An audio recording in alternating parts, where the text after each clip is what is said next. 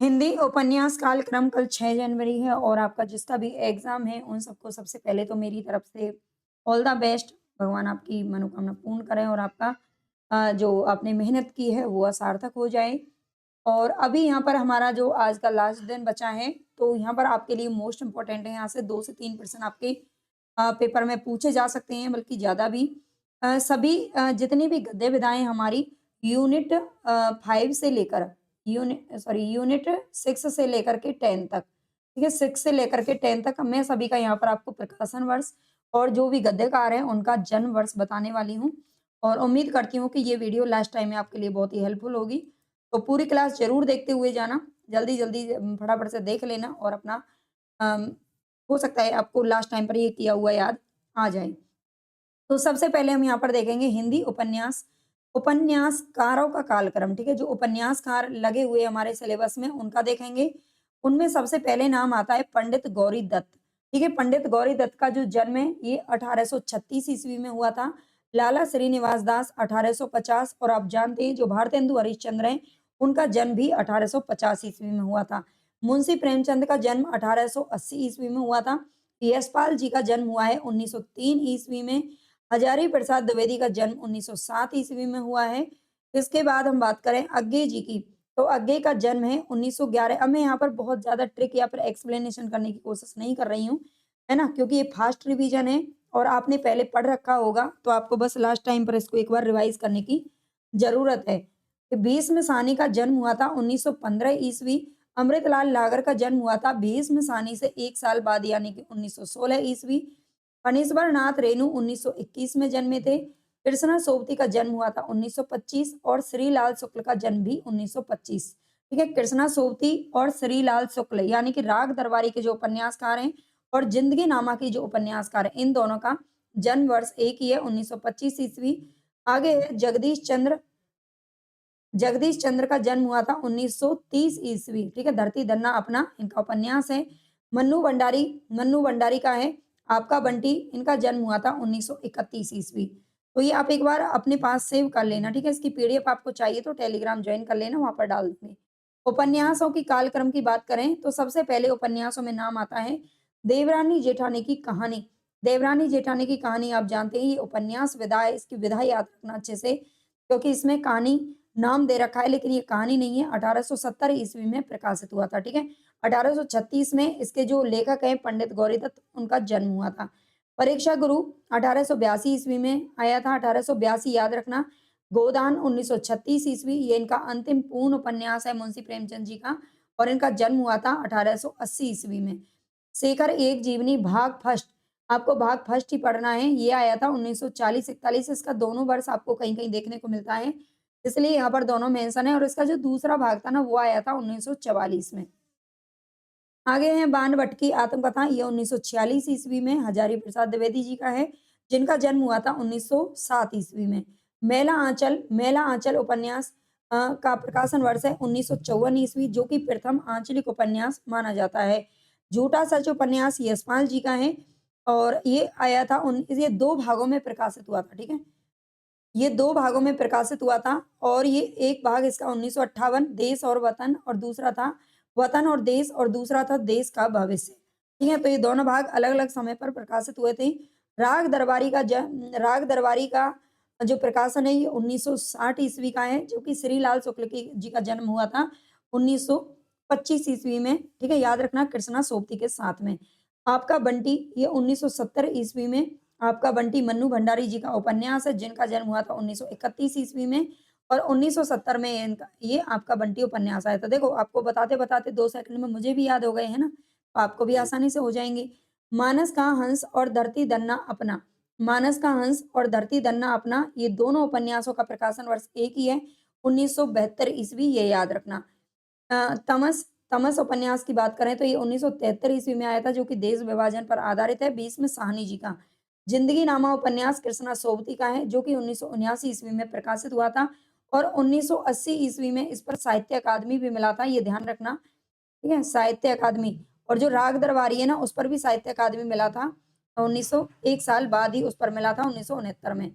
हिंदी नाटककारों का कालक्रम की बात करें तो नाटककार जो भी हमारे सिलेबस में हैं, उनका देख लेते हैं। भारतेंदु हरिश्चंद्र का जन्म हुआ था 1850 ईस्वी में। इनका जो जीवन है ना, वो मुझे लगता है पूरे साहित्य में सबसे कम और उम्र भगवान ने इन्हीं को दी थी।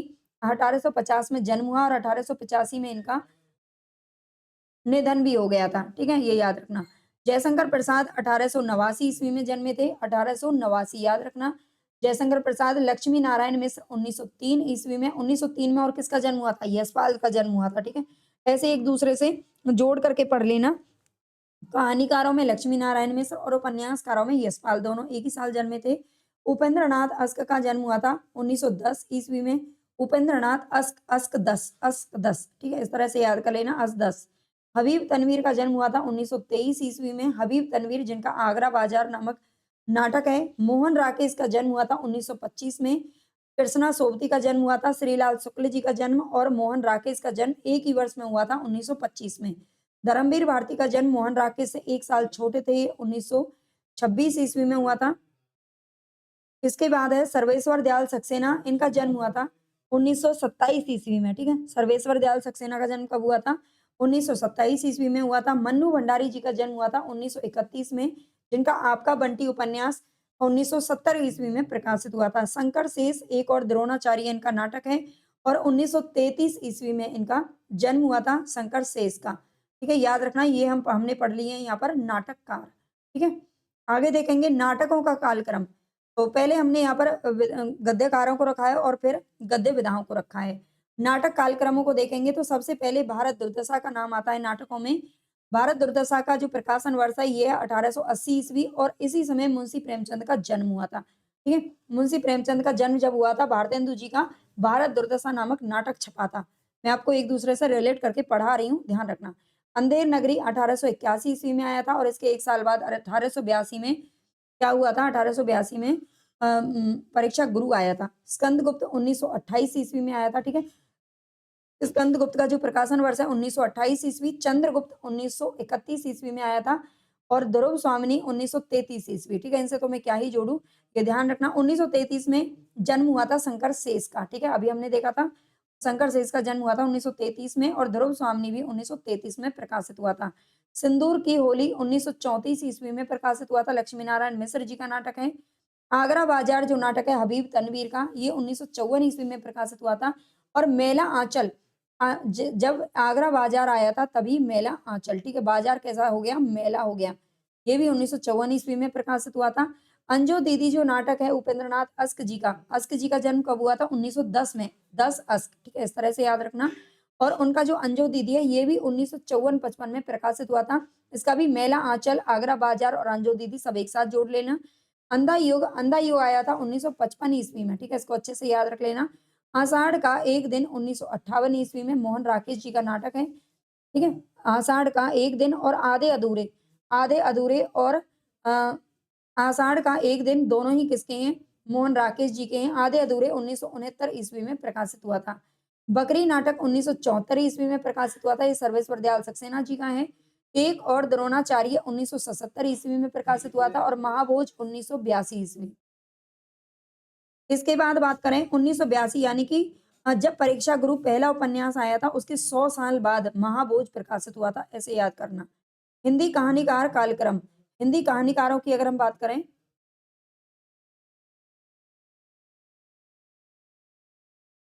तो हिंदी कहानीकारों में माधवराव सप्रे का नाम सबसे पहले आता है 1871 ईस्वी में, ठीक है? माधवराव सप्रे का जन्म कब हुआ था? तो 1871 में हुआ था। और मुंशी प्रेमचंद का जन्म हुआ था 1880 ईस्वी में। बंग महिला की बात करें, बस 5 मिनट, 5 मिनट लगे।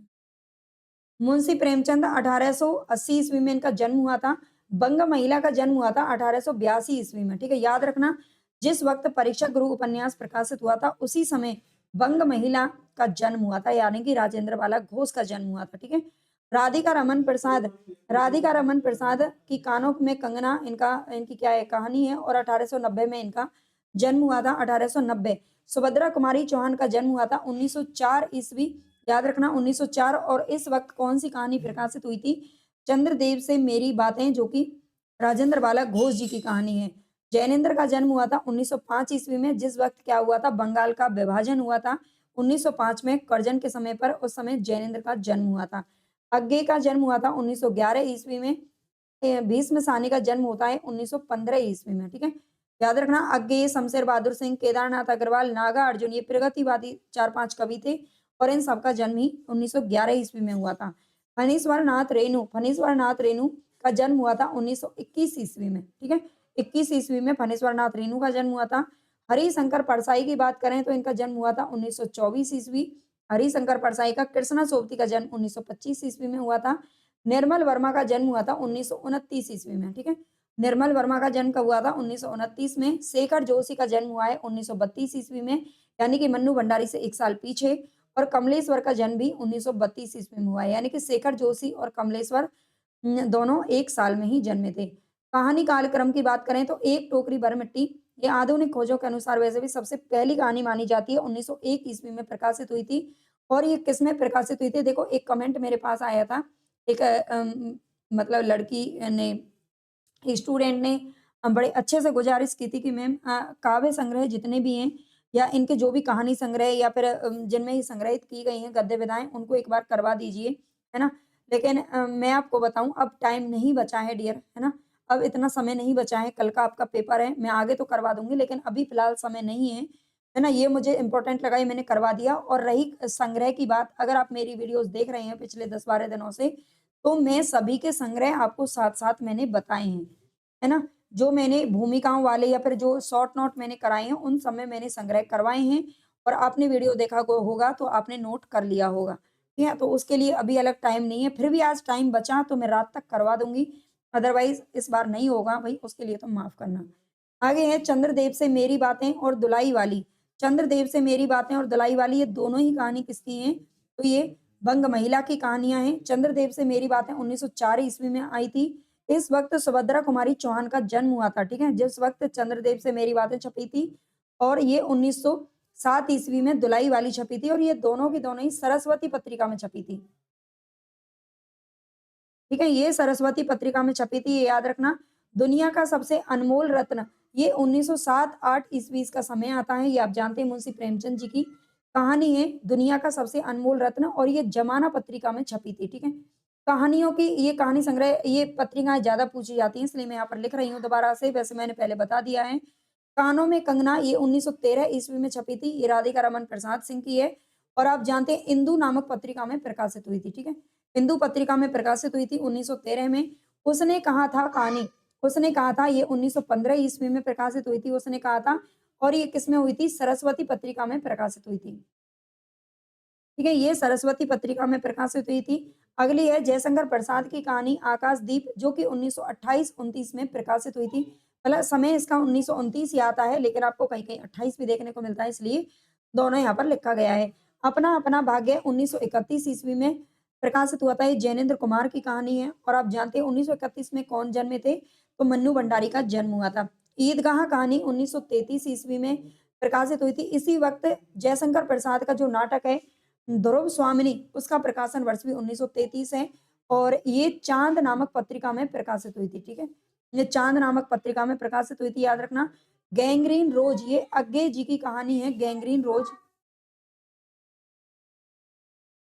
गैंग्रीन रोज़ ये 1937 ईस्वी में प्रकाशित हुई थी, ये याद रखना। राही जो कहानी है ये 1947 ईस्वी में प्रकाशित हुई थी, जिस वक़्त हमारा देश आज़ाद हुआ था 1947 में, उसी वक़्त राही का प्रकाशन वर्ष था, ठीक है? जो कि सुभद्रा कुमारी चौहान की क्या है और ये आसानी से आप याद रख सकते हो। आप जानते हैं सुभद्रा कुमारी चौहान एक मतलब वीर रस की कवयित्री थी, उन्होंने राष्ट्रीय भक्ति की कविताएँ लिखी थी, है ना? कविताएँ, रचनाएँ, कहानियाँ जो भी उनकी रचनाएँ थी लिखी थी और ये 1947 में हमारा देश आज़ाद हुआ था और इससे आज़ादी के स्वतंत्रता आंदोलन से कहीं न कहीं संबंधित कौन थी? सुभद्रा कुमारी चौहान थी। अगली कहानी है हमारी सिक्का बदल गया, जो कि किसकी है? कृष्णा सोबती की कहानी है और 1948 में इसका प्रकाशन वर्ष है, राही के 1 साल बाद। राजा नरवंशिया जो कहानी है ये 1957 ईस्वी में सिक्का बदल गया तो आप आसानी से वैसे भी याद रख सकते हैं, क्योंकि सिक्का बदल गया भाई 1947 में अंग्रेजों का राज था और फिर भारतीयों का राज आ गया, ठीक है? तो सिक्का बदल गया था पूरी तरह से अंग्रेजों का। राजा नरवंशिया कमलेश्वर की कहानी है, जो कि 1957 में प्रकाशित हुई थी। चीप की दावत, ये 1957 में आई थी। चीप की दावत और राजा नरवंशिया दोनों का प्रकाशन वर्ष एक ही है, कोशिका घटवार ये शेखर जोशी की कहानी है जो कि 1958 ईस्वी में प्रकाशित हुई थी। कोशिका घटवार, तीसरी कसम और लाल पान की बेगम ये दोनों ही कहानियाँ किसकी हैं? फणीश्वर नाथ रेणु की हैं और ये दोनों की दोनों ही 1959 ईस्वी में प्रकाशित हुई थी। दोनों का समय एक ही है इसलिए अच्छे से याद रखना। परिंदे नामक कहानी निर्मल वर्मा की है जो कि 1959 में प्रकाशित हुई थी। ये दोनों का प्रकाशन वर्ष एक है, याद रखना। पिता नामक कहानी किसकी है? तो ज्ञान रंजन की ये कहानी है।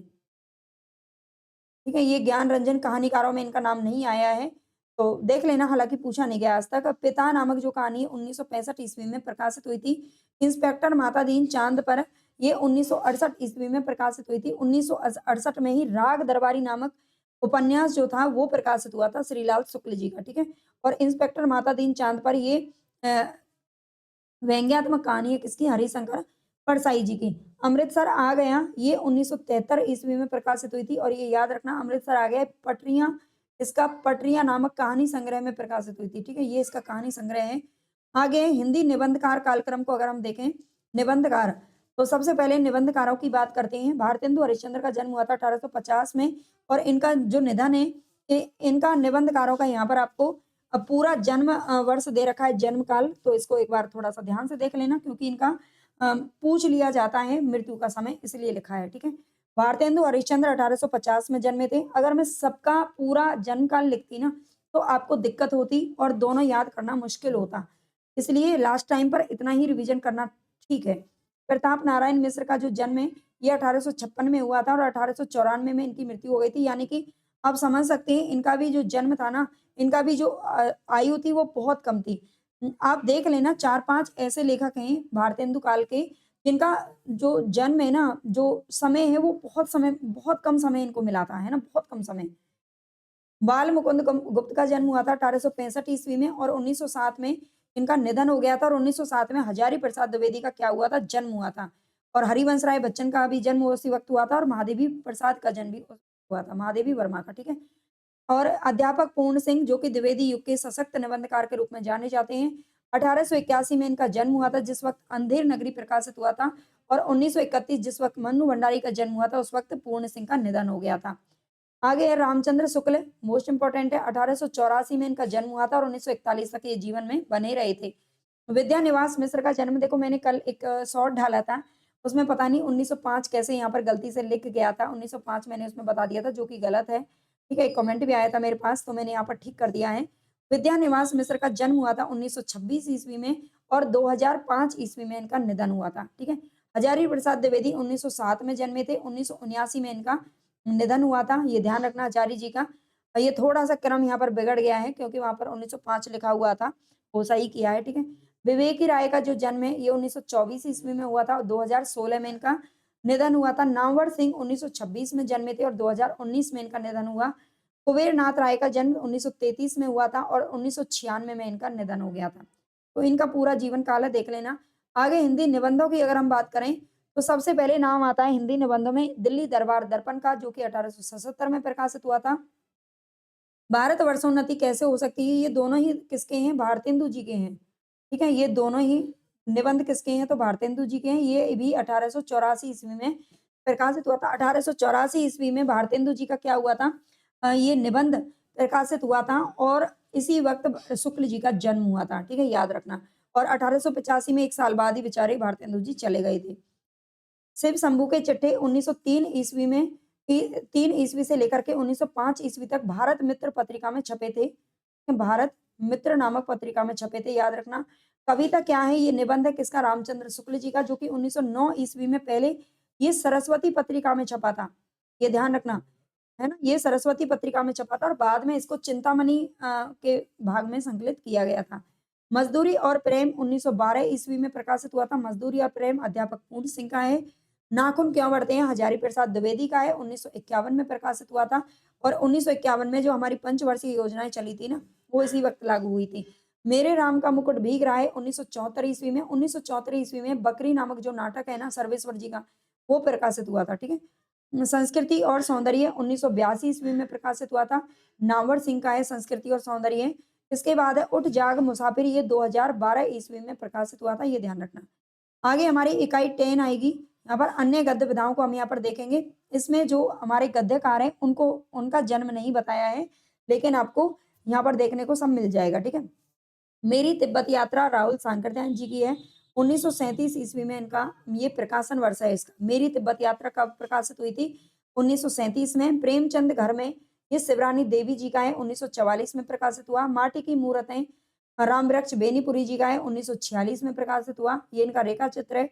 अरे यायावर रहेगा याद, ये क्या है? यात्रा वृत्तांत है अग्गे जी का, 1953 में प्रकाशित हुआ। संस्कृति के 4 अध्याय रामधारी सिंह दिनकर का है और ये 1956 ईस्वी में प्रकाशित हुआ था। क्या भूलूं क्या याद करूं, हरिवंश राय बच्चन जी का है, 1969 ईस्वी में प्रकाशित हुआ था। ये 4 भागों में प्रकाशित हुआ था, ये याद रखना। आवारा मसीहा विष्णु प्रभाकर जी का है और 1974 ईस्वी में ये प्रकाशित हुआ था। और ये शरद चंद्र की जीवनी है, जो बांग्ला उपन्यासकार थे, ठीक है, बांग्ला साहित्यकार उपन्यासकार थे, जिनके जीवन के आधार पर ये लिखा। एक कहानी ये भी मन्नू भंडारी जी का जीवन की कथा यात्राएं 2007 में प्रकाशित हुई थी। मुर्दैया ये तुलसी राम की है, 2010 में प्रकाशित हुई थी मुर्दैया। और इसका जो दूसरा भाग था मणिकर्णिका, वो 2015 में प्रकाशित हुआ था।